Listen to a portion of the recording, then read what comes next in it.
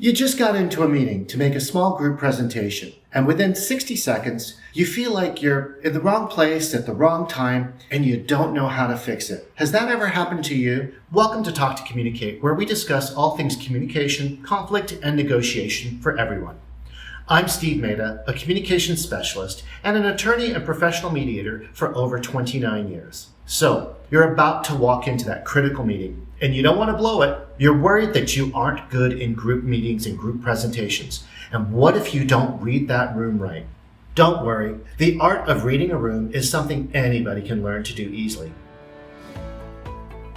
Reading the room is a critical business skill that can apply to all types of meetings, such as sales, trainings, job interviews. And by remembering the acronym POST, you will be better able to read the room in your next meeting or presentation. POST stands for prepare, observe, size up, and talk.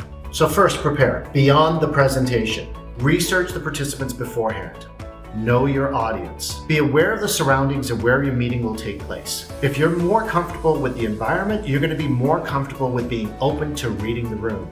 Don't focus on your worries or your jitters. Let yourself be open to the experience, even if it's uncomfortable. Shortly before, do some deep breathing exercises. Deep breathing has been proven to help people be more perceptive about other people's emotions. Maintain a positive attitude. Positivity is infectious and can actually help to change the attitude in the room. And finally, practice reading the room in prior circumstances that don't count and are fun. Maybe it's with friends, maybe it's with coworkers, maybe even at an event like Toastmasters. The next thing that you want to do is observe. Observe what's happening inside the room. Don't just focus on the words that are being communicated. Look at everything that is going on, including all the nonverbal signals. According to scientists, 94% of all communication is nonverbal. Now, don't overinterpret just one single gesture. Instead, focus on several gestures. If it's arms crossed by themselves, that's not going to be the greatest indicator. But if it's arms crossed, a frown, closed body position, that's going to be a very strong clue that you're in a cold room. Look for micro expressions.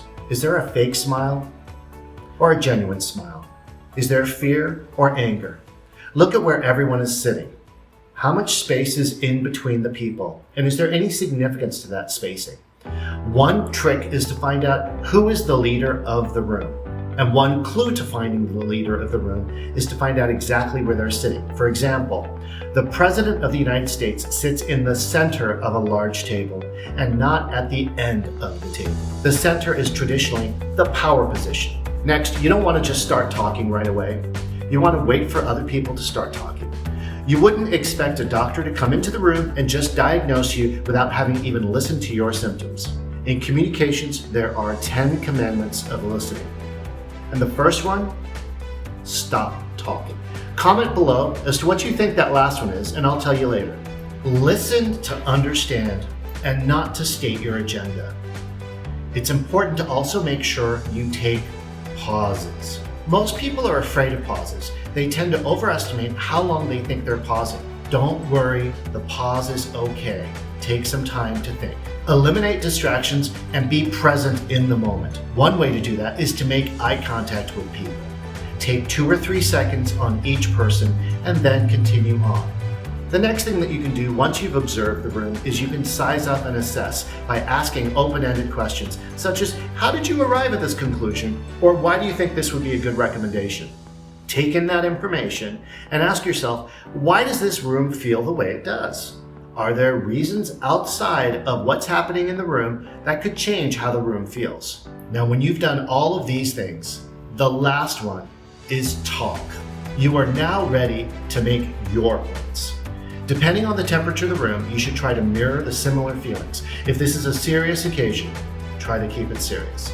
If it's a light occasion, try to see if you can add some humor. That always will help you to take away some of that tension. Well, if you want to learn more about how to read a room, look below for some of the links to some of the books and the research on the topic.